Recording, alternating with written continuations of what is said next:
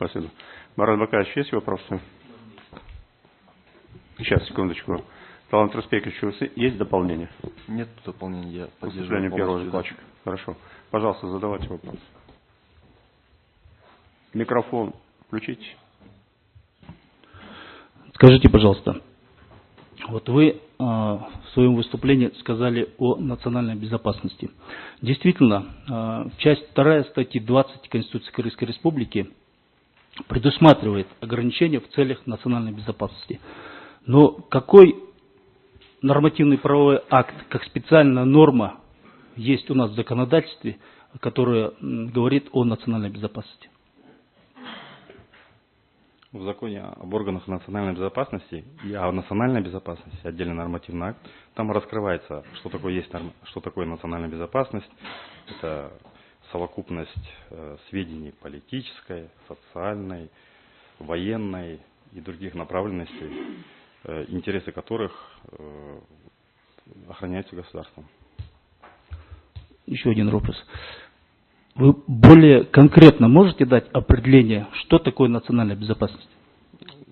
Закон можете открыть и почитать, что такое национальная безопасность. Не, в вашем понимании. В 2 словах. В нашем понимании национальная безопасность – это совокупность сведений, составляющих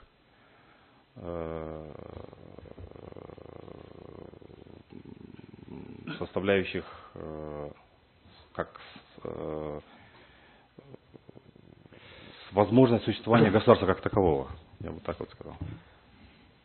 Все, у меня нет вопросов. Нет вопросов. Просто я хотел бы уточнить, когда вы говорите, что включает в себя национальную безопасность, вы должны ссылаться только на закон, есть специальный закон. Да, и если заявитель задает вопрос, вы отсылку на этот закон сделаете, а не выдумываете я так сказал, и высказывать свое мнение. Вы представляете Джордж Кинеш? Я изначально дал ссылку на закон, но он попросил меня, как я понимаю, я свое мнение высказал. Свое мнение вы не можете высказывать. Вы здесь высказываете позицию Джордж Кинеша. Да, Ваша честь, хорошо. У вас, Марат Бакаевич, есть еще вопросы? Пока нет. Присаживайтесь. Вы оставайтесь на трибуне. У судей будут к вам вопросы. Уважаемые коллеги, есть вопросы? Нет? Нет. Пожалуйста, Эмиль Джазович. Вы высказались таким образом, что интересы одного человека никак не могут быть выше, скажем, интересов государства, национальной безопасности. И вот в связи с этим у меня к вам такого характера вопрос. Как вы понимаете вообще содержание статьи 20 Конституции? Именно в соотношении того, что да, Конституция допускает, что законами могут быть ограничены в таких-то целях, да, весьма важных, публичных целях могут ограничиваться. И есть продолжение, скажем, уточнение этой статьи, о котором говорил вот обращающаяся сторона. Ваше понимание, где в общем-то право на судебную защиту. Право на судебную защиту – это право на правосудие. Оно включает все аспекты, которые связаны с отправлением правосудия. Это чтобы вы понимали, да, о чем идет речь. Да? То есть не просто право на судебную защиту предполагает право на защиту обвиняемого, ну, скажем, в суде, да, на защитника, в частности. Это включает в себя, вот, это довольно емкое понятие. Вот в этой связи, каково ваше понимание вот, соотношения вот этих двух норм, которые прописаны в одной статье Конституции? Вопрос понятен, да? Да, понятен. Да, действительно, в Конституции установлены определенные, значит, права гражданам нашей страны. Вместе с тем, как вами было замечено, существуют ограничения. Ради чего эти ограничения? Эти ограничения направлены, вот именно сама формулировка их в целях защиты национальной безопасности страны и так далее. Мы говорим, значит,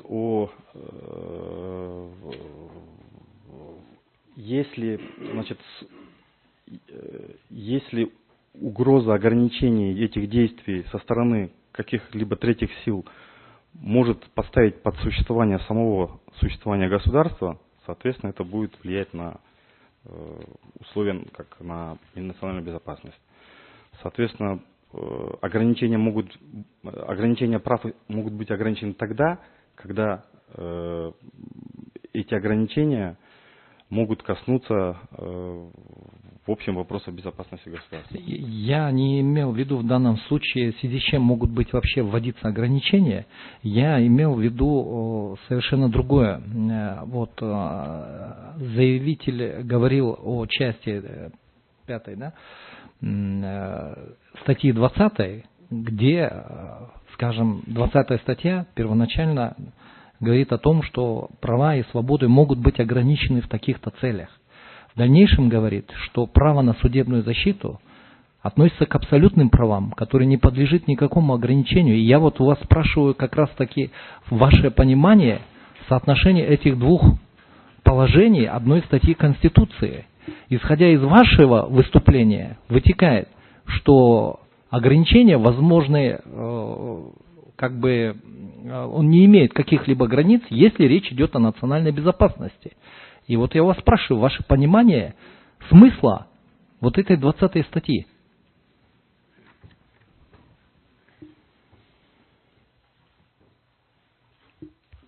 Да, вот в начале этой статьи говорится о том, что не могут приниматься законы, умаляющие права человека и гражданина. Во второй части говорится о том, что права человека и гражданина могут быть ограничены при условии в целях защиты национальной безопасности, общественного порядка, охраны здоровья, нравственности населения, защиты прав и свобод других лиц.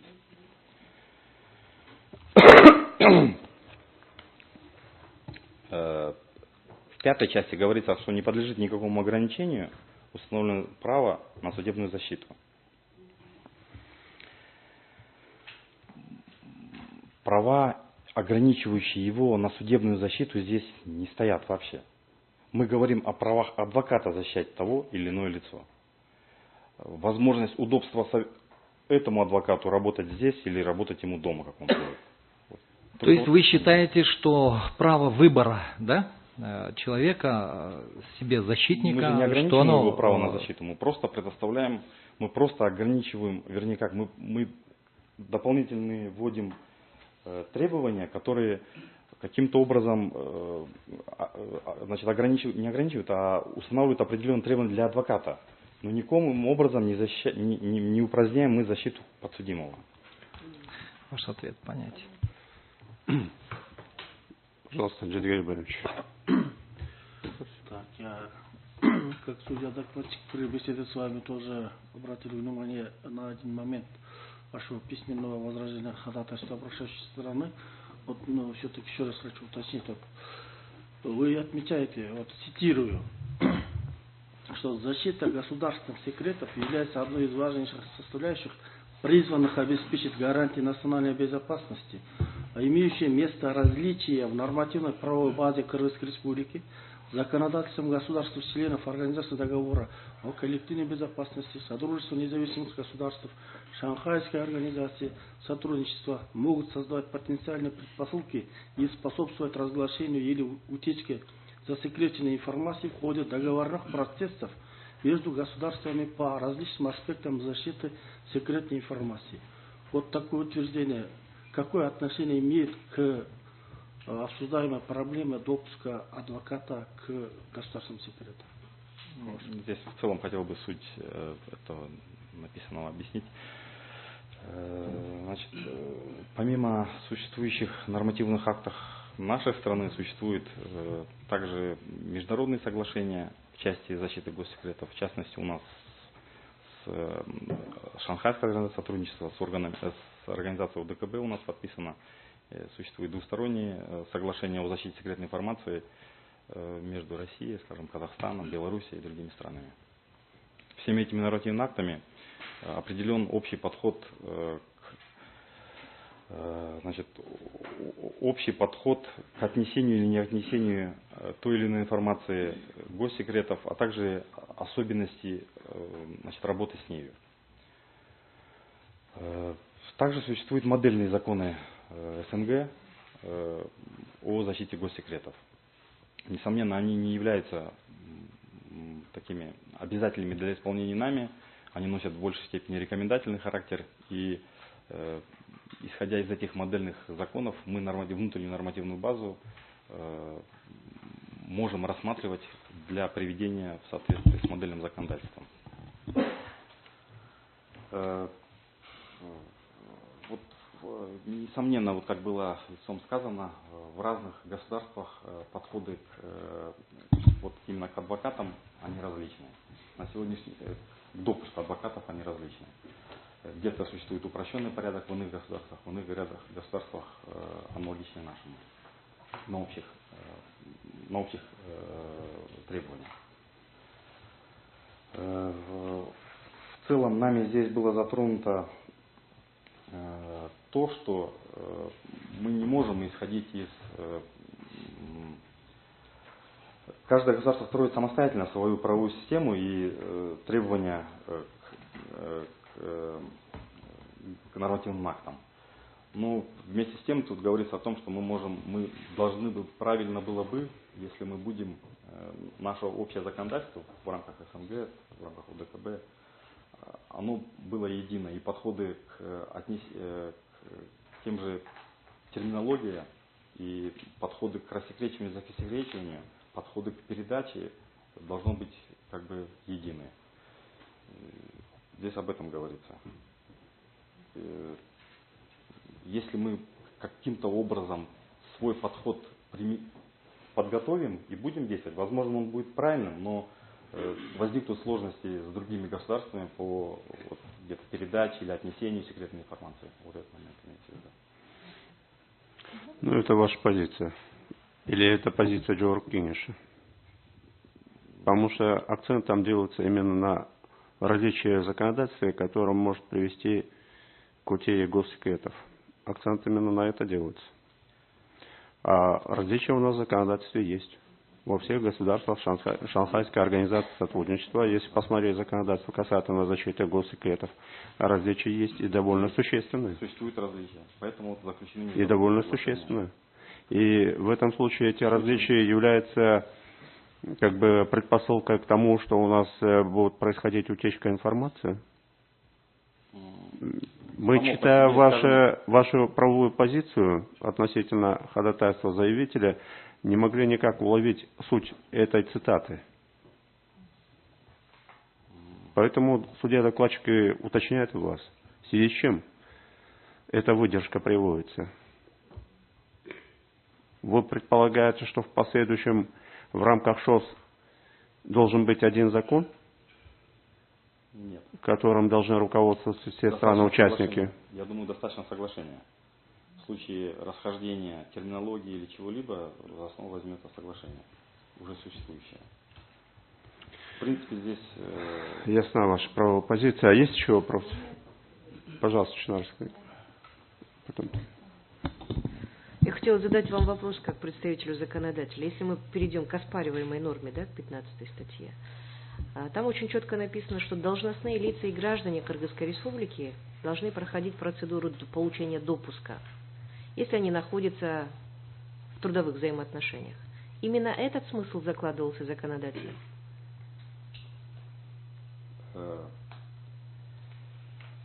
Да. Если это так, то мы только что выясняем, что адвокат не находится со своим клиентом в трудовых взаимоотношениях. Нужно ли это понимать, что получение этой процедуры или прохождение этой процедуры допуска, может ли это относиться к адвокатам? Считать или не считать ее трудовым взаимоотношением, вот этот вопрос стоит. А здесь непосредственно имелось в виду по допуску к госсекретам госслужащих. Госслужащих. Да. То есть речь тогда в таком случае адвокаты... Работодатель, работник. Да, да. А адвокаты в данном случае тогда эта процедура не должна была бы применяться. В отношении адвокатов, как вот в иных странах, может быть отдельный порядок, либо он должен у нас как со всеми. Но мы сейчас спросим, как это ГКНБ применяет или не применяет эту норму к адвокатам. Спасибо, ваша мысль не будет. Я знаю, адвокатам ни разу не было отказано в допуске. В принципе. Пожалуйста. Ну вот сейчас как раз идет вопрос вот о двух ценностях, да, конституционных ценностях. Это право на безопасность и право на судебную защиту, на эффективную судебную защиту.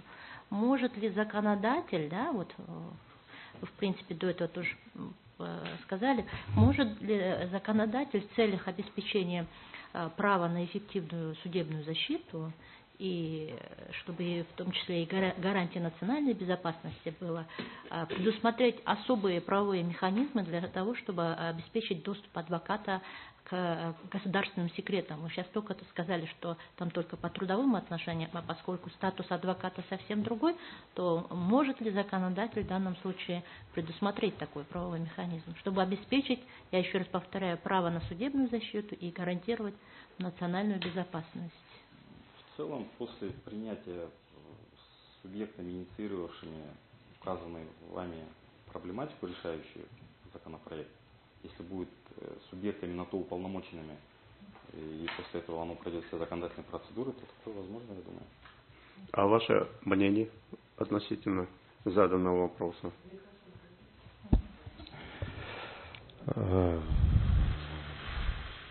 Я не являюсь субъектом законодательной инициативы, но в случае, если одобрение и прохождение всех этой процедуры, где будет, вот, по примеру, скажем, других стран, как вами было отмечено, возможно такое. У меня вопрос к вам. Вот вы сделали в целом акцент на часть 2 статьи 20 и сказали, что это правомерное ограничение, поскольку в целях защиты национальной безопасности допуск к госсекретам адвокатам может быть и не предоставлен. Но в этом случае нормы Уголовного процессуального кодекса, как они будут действовать?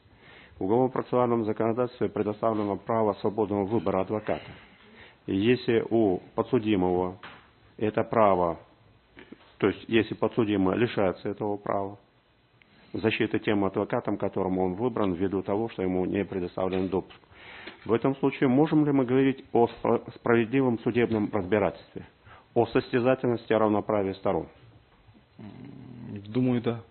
Почему? Потому что у него есть право выбора, но если, скажем, у адвоката не существует лицензии, он ему верит, но у него нет лицензии, либо она у него вчера закончилась.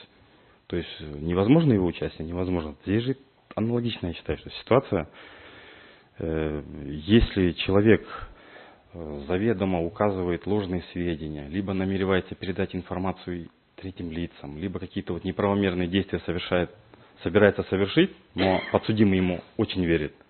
Почему мы должны, государство не может ему ограничить этот доступ? Я считаю, что это правильно. То есть, исходя из возможных предположений, можно отказать в допуске госсекретам? Не исходя из возможных предложений. Вот ГКМБ более подробно это остановится, там целый перечень есть мероприятий, которые они проводят. Если какие-то вот требования не подпадают под возможность его выдачи этого разрешения, соответственно, он не получает. Хорошо. А допуск к секретам, исходя из той нормы, которая есть в законе, которая оспаривается, допуск дается для участия только в конкретном деле или в целом дается допуск к работе с секретными документами? Допуск к работе с секретными документами. А зачем адвокату допуск к работе с секретными документами, если он будет представлять интересы, например, только в одном деле? К примеру. Я прошу прощения, Ваша честь. Правильно было бы, если бы... Мы это тоже зададим. Но хотелось бы узнать позицию представителя Георг Кенеша. Здесь допуск к секретным сведениям, он вообще идет. Он к определенной степени. И не по конкретному уголовному делу. Хорошо. Есть еще вопрос, уважаемые коллеги? Нет? Присаживайтесь. Пожалуйста, Марат Бакарович. Вот у меня вопрос. Вы сейчас озвучили такой момент, что приравняли допуск к адвокату, у которого закончилась лицензия. Может ли считаться человек, у которого закончился срок или который не имеет лицензии, можно ли его называть адвокатом? Я вот это не могу понять. Разъясните вот этот момент еще раз. Назовем бывшего адвоката его, хорошо. Пусть будет так. Или защитник его назовем. Без проблем. Вы сейчас к словам просто цепляетесь. Ну, он, скорее всего, не совсем точно выразился. Лицензия, она носит бессрочный характер, к вашему сведению. Если лицензия выдается, то эта лицензия, пока его не отдадут, он будет действовать. В целом аннулировано быть имеется в виду. Если оно возможно, соответственно. Присаживайтесь. Спасибо.